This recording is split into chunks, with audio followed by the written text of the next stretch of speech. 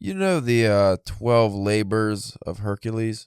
I don't know all 12, but I'm familiar with. Did you know there was a 13th labor that he did not complete? Yeah. Can you guess what that labor was? Maybe, but just tell me, just so I know that you know. He was forced to read a book by Alan Moore called Jerusalem, and it was too mighty of a task He couldn't even lift the thing. for Hercules. Oh, I don't know if I could do it. It's getting so hard. Did you get through the goggity goop yet? Yeah, I got through the gobbledygook that I had to have a translated version of the chapter to finish. And it was actually a good chapter with the translation. I did reread some of the gobbledygook to see just like, you know, how it was words. I didn't like it. And then I'm on to the next chapter. No, I don't even know what's happening. It's broken up. Yeah. Every other paragraph, like one paragraph's about this guy named Roman and his life for some reason, but every other paragraph is about the history of money going back to Rome. I don't know what. And it just jumps back and forth? Yeah, like every other like it'll have a big block, and then it has maybe not a straight paragraph, like a block of text, and then a break, and then this next block will be something else. So this guy's life, which I guess could be interesting if you actually gave a shit about the guy, which I don't. But then the next paragraph that comes, like the next block, is about the minting of coins and Sir Isaac Newton's. He was the minter of coins, and that doesn't partake like into like, hey, that's this guy's like great grand person. Like doesn't even try to do something like that. Just I zoned out there for a minute, but I don't think it's related at all. Other than his name is a Roman, and because I was confused, I was like, "Is this guy going through history making money?" Like that'd be kind of cool. But it wasn't that. It was just talking about the money in Rome and how they made coins and the history of Rome and Britain, and I mean the history of coins in Britain. And Sir Isaac Newton was it's where I am now. Sir Isaac Newton was. While he was before or after he was discovering gravity, he was the finance guy or so. I don't know. I don't care. I don't care. So I just started flipping. I was like, all right. I was going to say, this is starting to get very... Moby Dick-like? Yeah. I'm trying to not just skip ahead or anything, but I did look ahead to see, like, okay, well, does it get easier after this? Because this is mad boring. So maybe it gets better.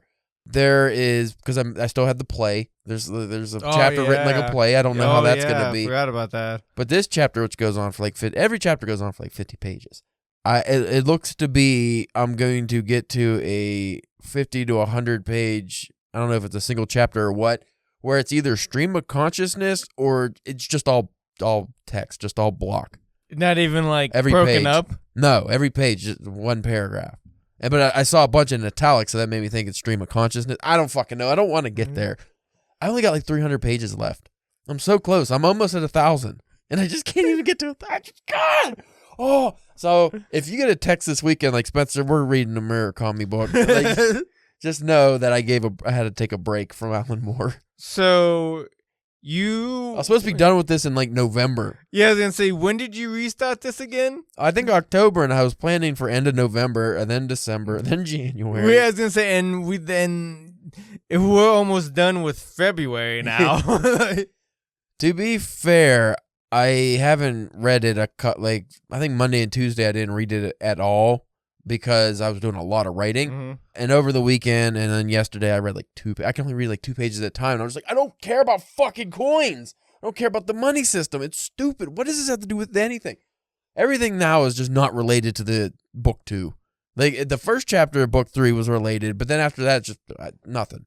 Like Lucius Joyce, what does that have to do with the story I read? Nothing other than she was mentioned. Like, ugh. What do it has to connect somehow, but I don't think it does. As the farther you wade into this monstrosity, does your anger towards Ashley just grow for abandoning? Yeah, not anger, more as envy that he was able to let it go and I couldn't.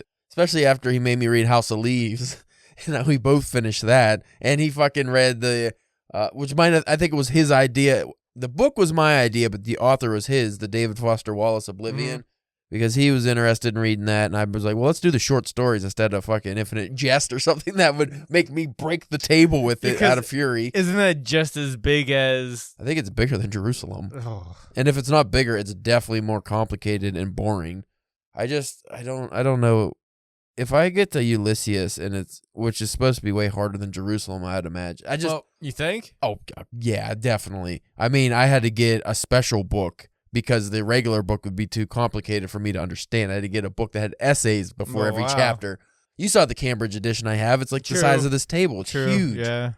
I understand going into that's going to be what it is. And also, it's like that thing was written like thousands of years ago, and No, 100 years ago. 100 years ago. 100. Thousands? Ulysses was. No, you're talking about the Iliad. I'm thinking that. Yeah. Okay. Whatever. No, the Iliad's not going to be that bad. I'm actually looking forward to that. That's going to be a nice break. No, the Ulysses that'll be complicated. It's James Joyce bullshit. Oh yeah, that sounds. But I know terrible. going into that's going to be ridiculous. But Alan Moore's Jerusalem is a fun story in there, and then we've gotten to places that aren't so fun.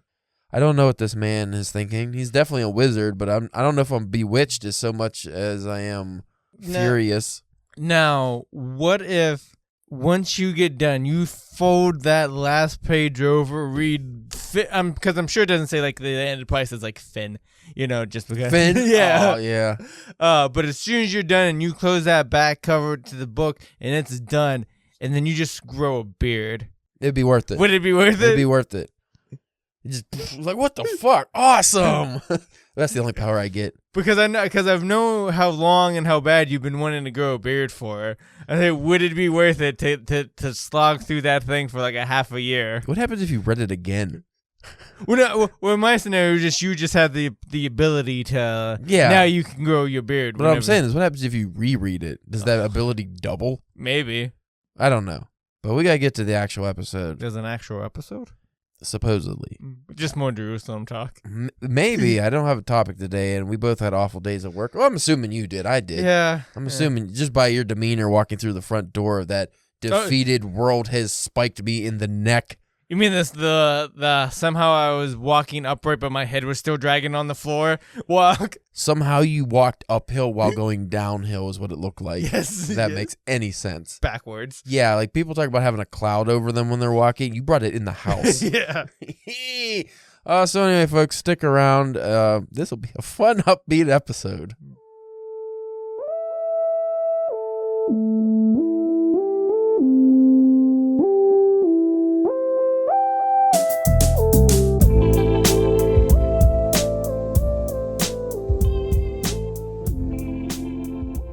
Welcome. You are listening to the Upbeat Drunken Pen Writing Podcast.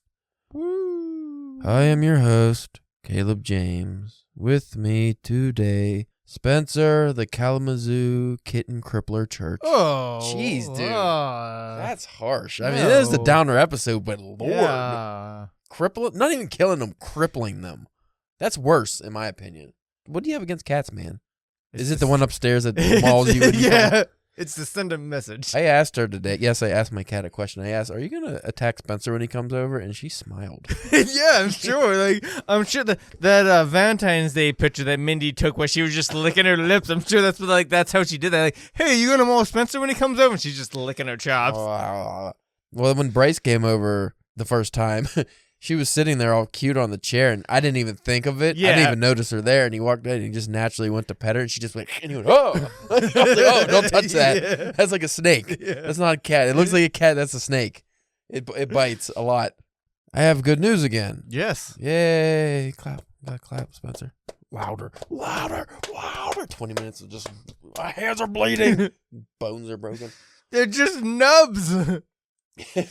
I could actually riff on this for a moment because this was interesting how the story came about. I submitted a flash fiction story to Literally Stories, and they accepted within like a week or so. It wasn't that long, I don't think. So I will be published on there in April. I don't remember if I sent you the email I got, but I think it's like April 5th or... You know, you didn't say, you just texted me telling me about, I think it's April 5th. But they already put my bio on there and my story. It's called Dying to Hike, coming soon. So check that out, folks.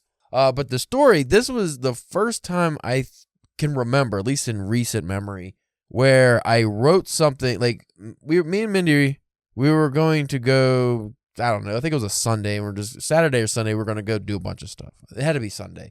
It was in the morning, And she got up, and I actually been making this a habit on Sunday, which is working as well. She takes, makeup and all that shit. And I get dressed in 5 seconds, and I'm just sitting there. It's like, well, I'll get some writing done. Well, I didn't want to, it was one of those procrastination things. I don't want to work on anything I'm working on. Also because if I do, then I'm going to be sitting there, and she's going to get mad at me because we have to go. It's like, I only got like 10 minutes or so. So I sat down, no thought in my brain at all for a story idea or anything. This is probably the first time I've really done this successfully. I just sat down and started writing, and the story just immediately came out, and I liked it. Now, Nice. The story, it's very basic, but it's a funny piece. It starts with 2 spirits in the mountains arguing with each other because they were just recently murdered by a giant maniac, and they were arguing about the one getting the both of them killed because he goes up and does something stupid, and he's just like, how the fuck did you not know that he's holding a machete? He's bloody. And it was just a funny piece. And they're arguing as they're just staring at animals eating their dead bodies, and they don't know, they're dead. They're like, what the fuck do we do now? You're the one that wanted to go on a fucking hike. Yeah, that's what it was. Like the one that, you folks can read it when it comes out, but it was just like, it was one of those ones that was just real fun to write, and I knocked it out very quickly, and then I was like, fuck it, I'll submit it somewhere. Well, like, what's their flash fiction length? Is it 500 or? I honestly don't remember. I think maybe up to 1,000. Well, I don't think they just publish flash fiction, just anything. I think mine just came out. Actually, it might have been like 1,000 words. Okay. Honestly, I don't remember. I knocked it out real quick, but because it's definitely longer than 500 words, I think. But I just count it as flash fiction because it's not a full story. But surprisingly, I was just like, it's a long shot. I'll just submit it. Because Bryce, I think he submitted there, and he got a story accepted. And I read his story, and it was a pretty good story. It was like a literary story. And I was just like, well, I don't have anything to submit to them, so I'm not going to bother. And because we've been going off like the same list. Like I sent him a list that one of the publishers sent me, and I've been going off of like some reputable ones, publications. And anyway, so he told me about that, and I was like, for shits and giggles, nowhere else. It was free, so I submitted to him. Surprisingly, they accepted. So I'm like, oh, that's cool. I also had another one of those aha moments recently. It's actually been happening quite frequently because of that one story I was writing that I did the workshop. I think we talked about a couple episodes ago. That came to me pretty just randomly, and it's been going good. But I got sidetracked on another story, which I think we might have also talked about. And this one's going on. I'm thinking it's going to be like 8,000 words. I have to minimize it because now I'm worried that it's not going to fit anywhere. Yeah, it's going to be too long. So I think I could cap it at 8,000 or so because it's almost done. It's an absurdist story, and it's like I'm having so much fun writing it. I don't know about you, but a lot of times when we work on these projects and stuff, the fun kind of gets sucked out fairly quickly. Like once you really get bogged down in the story, you get the details, it's like, it's almost like the rewriting's more fun than the initial writing. But this one, like the initial writing, I'm having a blast. I'm just like flying through it. And like I said, it was supposed to be like a couple thousand words, and it just keeps going. And so I'm pretty excited about that. And I think that one's going to be a good submission. Like I'm hoping to get at a more mainstream magazine or journal, but we'll see. But I have been writing, and I have been busy, and it's been going good. But I also been setting up different routines in my life, Spencer. Yeah. As you've been making fun of my exercise bike here. I just asked how it was going. It's been like a week. I was just wondering how. I'm pretty sure you used the word saddle sores multiple times. That's about something else. Well, since I got that thing, because I spent like $200 on it, I was like, well, I better use this thing. So I've been getting up extra early every morning and doing like 15, 20 minutes or whatever on it. And that has actually spiked my creative drive, I've noticed. Because I think for a long, especially in the winter, I've had a tendency of sleeping in, and then I just give myself enough time to shower, eat breakfast, and go to work. Mm-hmm. Well, even if it's just that extra 20 minutes or so that I get on the bike, that almost like alleviates the stress of having to hurry, and then your brain goes in like overdrive, and then you're already on the next task, and you don't want to write. So I think the slowing down and just working on your physical fitness, or, and you can just go for a walk or do push-ups, or, it doesn't have to be riding a bike. But I think that is a good way, not just get the creative juices flowing, but just kind of get the blood moving and motivate you for the day. So I think that's a good thing I'm going to keep up, unless I get injured, which will probably happen because that's my luck. So yeah, that's been going good for me. And then like all the other stuff seems to have fallen in place, like my routine and in the evenings, I have been writing every night. That's good, man. And it's been like good writing too, not forcing myself to write, just been sitting down to write. Though I have been neglecting my chess a little bit, which Well, you can't have it all at once. I want to be a grandmaster. I just want to make the money. I watched the Queen's Gambit. That's what it got me back into it. I binge watched. There's only 7 episodes. I watched it over the weekend and a couple episodes this week. It's so fucking good. Yeah. Even if you don't like chess, it's good. I'm like, God damn it! Now I want to be a grandmaster. I need it. So I'll work on being a world champion next year. That'll be next year. Yeah. After you get done with Delusion, you can. Yeah. Watching that show made me realize how bad I am at chess and how good I'll never be. Oh yeah. Because they were like, remember we were talking, you were asking me about like the coordinates on there, like E4. Yeah. And you asked me like, oh, I didn't even know that they had those. And I was like, yeah, because people play chess without a board sometimes. Yeah. There's a scene in the show where her and the other guy are in the car and they're just playing it by saying the. You see that in movies a lot. Like people in jail will be like, in opposite cells will be just saying like chess, and it's like, geez. So I don't know if I'll ever get to that. I don't think I'll ever get to that. I just don't want to dedicate the time. I just like what I like about chess is that when you're playing chess, you're not thinking about anything else. I mean, we might have talked about this before. I don't remember. But if you're like me, when you read, when you write, even when you watch movies, a lot of times your mind drifts. There's still a little something in the back of your head. Yeah. You're mulling over something. There's always something but when you play chess, since it's strategy, I think your whole brain just focuses on your move. Even if it's a bad move or whatever it is, that's all you can think about. Because if you're thinking about other things, then you can't play at all. Yeah. So I like that break from life that chess gives me, and I can understand why people get hooked on it. Probably a better use of your time than drugs, like hard drugs, because that is a similar thing. The heroin? I was talking about the opiates, the herons, your other things, oxycontons, your all the ons. Even if you want to get into your ciserpons, crack-ons. I can't tell if that thing's full or almost empty. I think it's almost empty. It sounds like a well. Well, see, I feel, for people who can't see it but heard that loud noise, I have a gigantic huge metal water bottle that I drink out of, and because I've been trying to drink, it's like at least, I don't know, it's like a gallon or something. I try to drink a gallon of water a day, and this helps. But here's the thing, Spencer. It's a little tricky. I fill it with ice and then fill it with water. But then when I get home and stuff, like half the ice melts. Yeah, or if it's warmer, more of it melts, and then it's like it refills. Yeah. I'm like, God damn, I just keep drinking water. So I've been, especially in the winter, struggling to finish it off every day. It's almost the size of your chessboard. Lengthwise, I think it is. Heavy-wise, it definitely is. Definitely heavy-wise, yeah. And girth. Especially when you get it full of water. When it's filled, I can't just pick it up one hand to drink without like almost bashing myself. So that's me, Spencer. How's life in the Spencer world? The dead-eye stare of just... You gave the 1,000-yard stare of a man who's been at war. I don't think that's a good sign. I'm just hearing fucking mortars going off. Has your reading at least been going good? Okay, but not like... I still haven't finished that last book in that trilogy of YA that Neil Gaiman. Yeah, and stuff. I'm now I'm right around 60 or 70 pages, but I should be done with it by now. Is it one of those things, since you're just not enjoying it as much as you really hoped you would, it kind of bogs down not just your reading, but everything else that surrounds it? A little bit, and granted, I've been mostly just reading it at work, and reading my my comics and graphic novels at home. The story's interesting. I like the idea of all these versions of this one guy have to get together to stop these, other people and stuff like that. Is it just the YA style that you're not enjoying? It might be. That's why, I want to. There's a person at work who has read more YA and more that kind of stuff.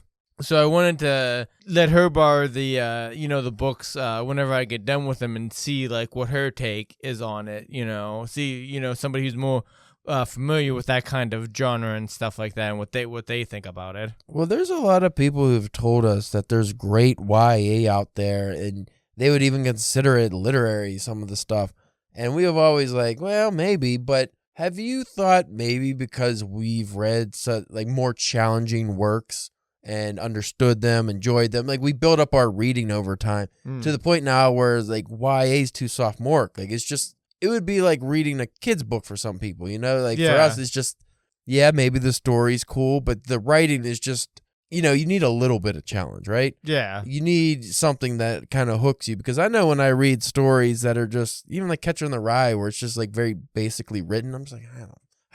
That's probably why I didn't like Catcher in the Rye. It's like, it's boring. And also too, like there's not many things that don't like that I also don't like I read that don't have at least a little bit of like a shit or a fuck or like, you know what I mean, like that kind of stuff in it, like, you know, like I said, it's been good as I'm reading it. Like I'm not ever like while I'm in the process of reading it's just like, oh god, like, you know what I mean. It's just not a thing that when I'm not reading it makes me want to read it. Like, you know what I mean? It's not a need to like, especially like those last couple books that I ended the year with would like, I had trouble putting some of those down, you know, to do anything else. But yeah, that's probably the best of my life going on right now, probably. Ooh.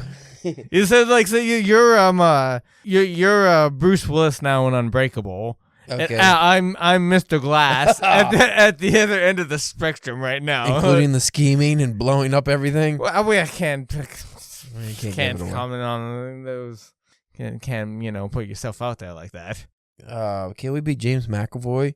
I guess we both could be James McAvoy. I've been working out a lot. I feel like I could rip some doors in half and shit.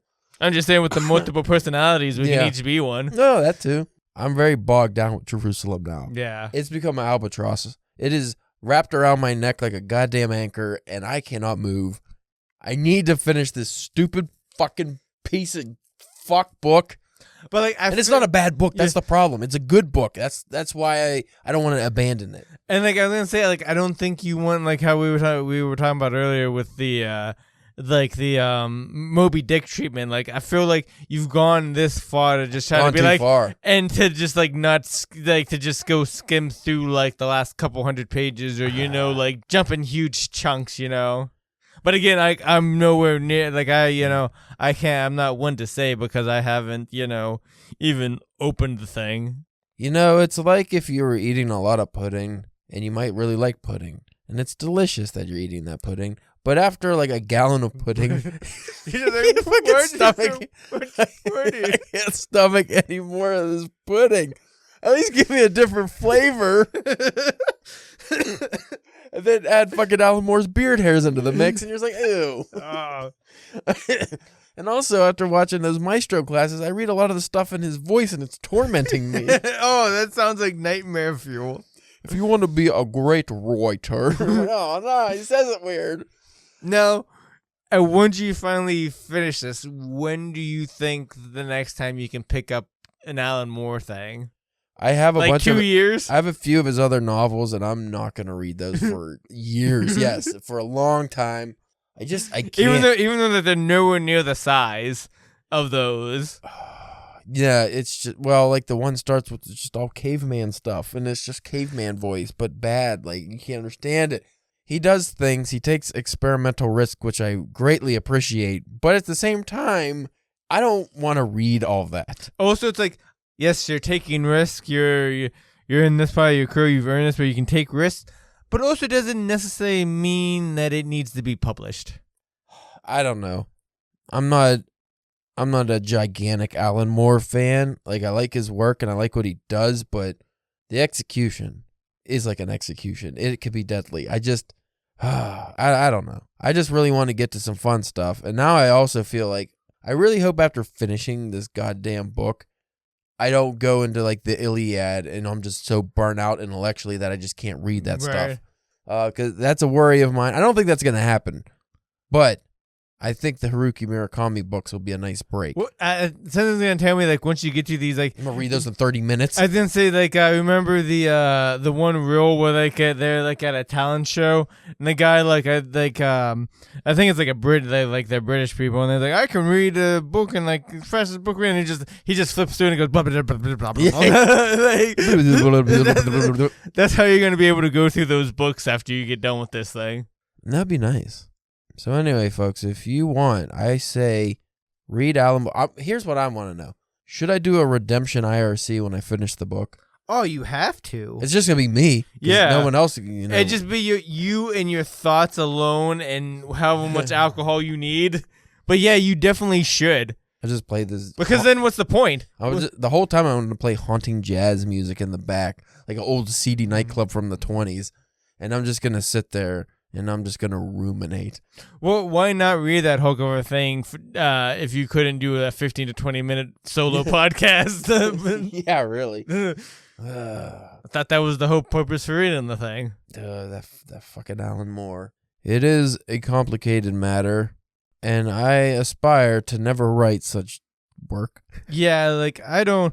Those are like he's like one of those guys you're saying like you like his work, he's good at it and stuff, but it's like I would never want to do that. I couldn't imagine how long a single chapter of a lot of the stuff that he's written would like take. Especially like that gobbledygook chapter. How long does that take to write? He said, because he talked about it in the Maestro class, he was like, and he didn't mention it by name, but he's like, I once wrote a chapter that took, I don't forget how long, but he was like, and it was just a bunch of made up words, and I couldn't, after months and months of writing that, I could not think like that anymore, and I couldn't speak, and I was like, geez, dude, why do that to yourself? Although, too, I wonder, like some of that stuff, I wonder, like, how much of that is, like, the Alan Moore show. Like, you know what I mean? Like, I tend to wonder sometimes, like, what's Alan Moore like behind closed doors? Freaky. I just want to know, like, I just tend to think, like, nobody's around.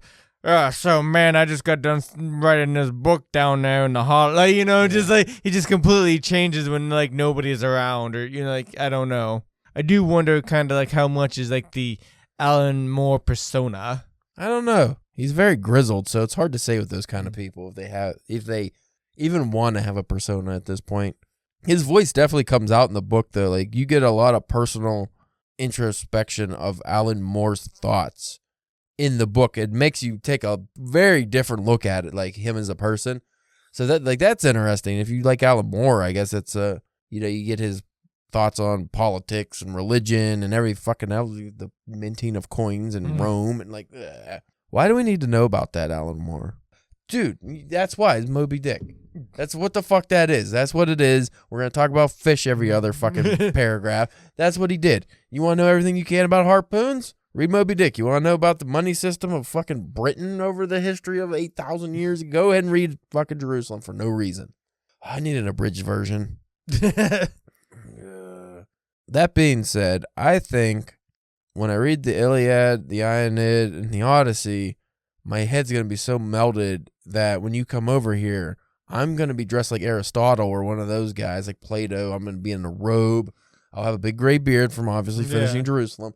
And I'm just going to be whacked out. I'm going to be like those guys from the 60s who took so much LSD they're fried and they just constantly walk around talking to themselves. You have a headband on for some reason. A headband, but for some reason it's not tied but just stays above my ears. Yeah. It's like, how does that work? That's going to be you. So do you have exciting reading goals after the Haruki Murakami book? I say book, it's 2 books, but it's, for the... Oh, I was going to ask, how are we going to distinguish that? Is it as that we're going to are you going to count it as like once you finish it, like you read 2 novels? Yeah, that's 2 novels because it's his first 2 novels. Yeah. It's just, I guess they're short. Yeah. So they're lumped. What are those books again? Win something? Pinball and... Windfall. Yeah. I don't know. Let me look. It's more just like I got some more books of the authors that I really enjoyed from last year. I think the next one I'm gonna read once we get done with the Murakami is the that Dark Net book by that I showed you that I got for Christmas from one of my friends from Benjamin Percy, who did the Comet Cycle trilogy of books that I read the first 2 last year. That'll probably be the first thing I get. I'll dive into once we get done with Murakami. The Murakami is Wind and Pinball, but it's like 2 books in one, and it flips upside down. Yeah, it's like an old schooly flip book. I like that. Yeah, that's cool. Also, if you could schedule it into your schedule, I can't say it like the British people. Schedule. If you could put it on your schedule, I think you should read the what's the name of that? Not the Secret Library. Is it the Secret Library? Secret Library sounds cool. Yeah. Hold on. Is it another The Strange Library. It's I have it. It's that weird looking one. It's like all artsy. It's a novella. Oh, That's The Strange Library. That's a very quick read. I should have recommended that to Mike for his Miracon because it's very short, but it's weird and like the art, like the way it's put together is cool. I think he would have liked that, but he finally dug out the hike. Oh yeah, by Drew McGarry. Yeah, because I talked him into talked him into getting it, and I think his lady friend at the time got it from for like Christmas or his birthday or something. But it got buried in a move, and he said he finally got it unburied. I was like, so when you got to plan on reading? He basically told me to shut my fucking mouth. That's such a great book, though. Yeah, it is. It is. It's really good. That's one of those ones that's on my reread list. I don't know when I'm gonna start rereading books though. Yeah, that's just so hard. Maybe just do one a year. Maybe, yeah. Maybe that's the way to go. But my problem is my one a year is gonna be the whole Lord of the Rings trilogy, right? And The Hobbit, and not the Silmarillion. No, come on. You read it one time. It shouldn't be as hard the second time around. I will say this: Alan Moore's Jerusalem is not as difficult as the Silmarillion. Oh yeah, not by a long shot. It's just this book 3 of Jerusalem's difficult, but it's definitely not as hard as that, but it's way bigger. So anyway, unless we have other topics to rant on, because the only thing I can think of is awful, awful news that I've heard recently about everything in the world. Oh, you know, like not too far from us in Ohio is basically a Chernobyl situation. Oh, yeah. The train derailment, and then it's like the spy balloons, and then China and Taiwan, and then Russia and the Ukraine, and then there's too much. Too much. You know what it is that really is the detriment to mankind? Most of us have no ability to affect any of this. Yeah, and it's just... We cannot do it. There's this hopelessness that you have because you can't do anything, and you feel like, well, I have to complain or I have to voice my opinion, but that does nothing because everyone's doing that, and it solves nothing. Well, like we've talked about before, like in different aspects of things, of like we're right in that sweet spot of like you notice things and how bad they are, but you can't do anything, and it's just like I almost wish I was just in that calm underneath of that of just bliss ignorance, and just not paying the people who like just don't pay attention to that stuff at all. Just la la la la la la la, just having a fun time, not worrying about anything. You had to not have social media or anything, or watch the news though for that kind of life. I don't know. Everything's bad and it's worse, bad and worse and awful shit. Malfunctioning. Yeah, it's a very interesting time nowadays. Yeah. And you know what's also awful? The people who are supposedly in charge of this are all bad people, it seems. Yeah. Like all of them. Can you name, I'm not even going around the world, just in the U.S. government, a good person? Like one that's just hasn't taken bribes or isn't corrupt or doesn't have some kind of controversy attached to their name one way or the other. Yeah, I don't, maybe None. like a clerk somewhere. Like the closest you get is maybe Bernie Sanders. Like that doesn't have extreme controversy attached to him, but he's 1,000 years old. Yeah. And I'm sure if you probably went back far enough, you could probably find something. Well, that, and he does, like, even though he's against billionaires and all this stuff, he still has like multiple vacation houses and shit. Like still a rich guy. Like that's the thing. Okay, these are still super rich people. So how much do you trust rich people? I don't. Right. And then just every other country, I just assume it's awful. Everybody has a bad go of it. You know who I feel bad for? You know what? I don't want to say it. I'm not going to put anybody's business on blast. But we have some friends overseas. And from what I see, it's very awful. Yeah. Like the UK is worse. All our listeners in the UK, we feel for you. Our friends in Germany, we feel for you because apparently you're just spending $9 billion a day on fucking gasoline and stuff now. Oh, wow. Like I think over there, their energy stuff is just horrible because they got all their fucking energy from Russia, like most of it. So I don't know. And with Russia being Russia. Yeah, wonderful Russia. So, friends, if you want to send us nice episode topics that'll take our minds away from these grievances. Or if you want to hear us talking about all the terrible whatever things, we could also do that too. You can hit us up on Twitter, Instagram, or Facebook at DPW Podcast.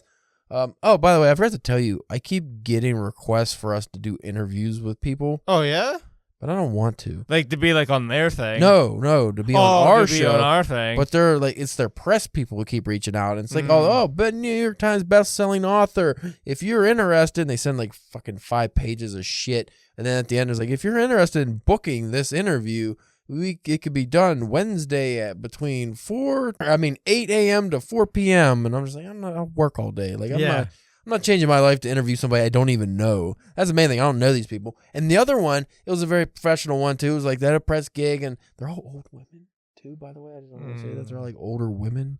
It's like, I don't know what we're going to talk about older. They're writers, but they're older. But hey, you don't have penises. We don't. We don't know how to talk to you, folk. No, one of them is this whole spiel. They put so much effort in this email, and I didn't even respond. You know why? Because they opened it with "Dear Kurt." Who the fuck is Kurt? You don't even know the name of the host, but you're gonna try to get an interview. Let me see if we'll end that on. Let me see if I can bring that up. We'll end it on that. Oh my God, Kirk. Like this one. Well, here's a different one. This Does that make me Spock? yeah. Like this one sounded interesting. It was actress turned war heroine, and it was a writer about some war heroine or something. That one was like the time constraints. I might deleted it. I was so angry with that nonsense. No, here it is. Possible speaker for your podcast. Hi, Kurt.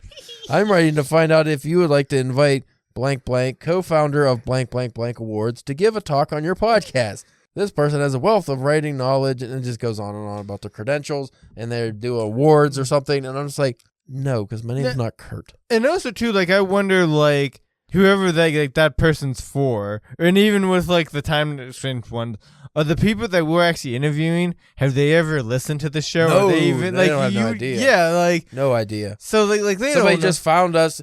Probably because we're rising up in whatever ranks for writing. Yeah, I have to look. I haven't looked at the numbers recently.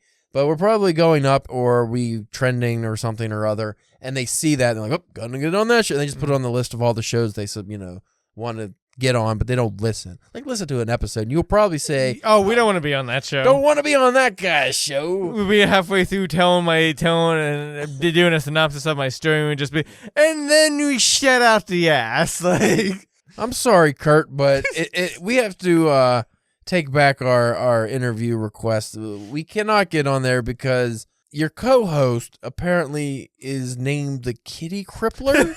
Is that right? Yeah, Kitten Crippler. And he has an OnlyFans where I presume is where he cripples the kittens. Yeah, by the way, folks, if you want to see Spencer cripple some kittens in Kalamazoo, you have to spend a lot of money traveling to these places, too. Yeah. You go to his OnlyFans and check that out. Yeah, you don't really cripple them, do you? No.